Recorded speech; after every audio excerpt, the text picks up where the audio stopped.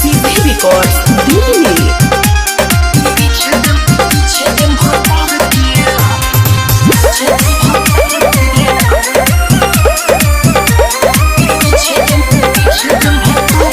शादी भले होत बाटे सखिया हमारा रे, कबो नहीं भूलब अपन बचपन के प्यार रे।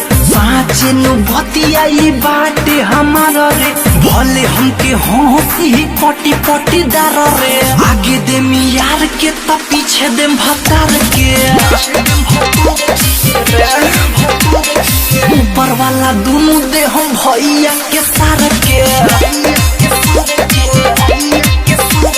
शादी भले होत बाटे सखिया हमारा रे, कबो नहीं भूलब अपन बचपन के प्यार रे। साँचे नु बतियाई बाटे हमारा रे, भले हमके हंसी पटी पटी डार रे। आगे दे यार के त पीछे दे भतार के,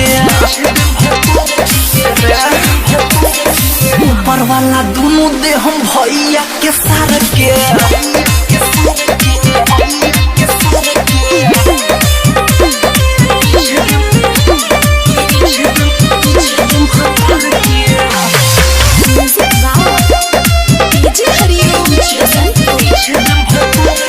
कबो नहीं केहू के रुस दे हम हो, प्यार के डोरी न टूटे दे हम हो। तीन तीन गो मोर से मजा खूब ले, केहू के बात ही न जाने हम दे। आगे दे यार के पीछे दे भतार के, ऊपर वाला दोनों दे हम भैया के सार के।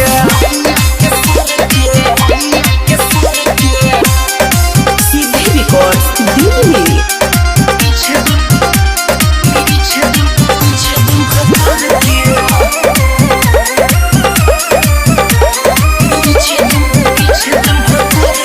धीरज दीवाना जब रहनी कुमार, मजा खूब ले ले हमसे नासी सलाबा। आज सुना तो हसे बताई हम साथ, उहे लोग के चलते हमार भइल बाबूचा। आगे दे यार के पीछे दे भतार के,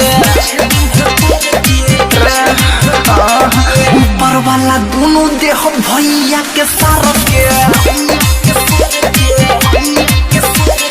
सीधे रिकॉर्ड दिल्ली।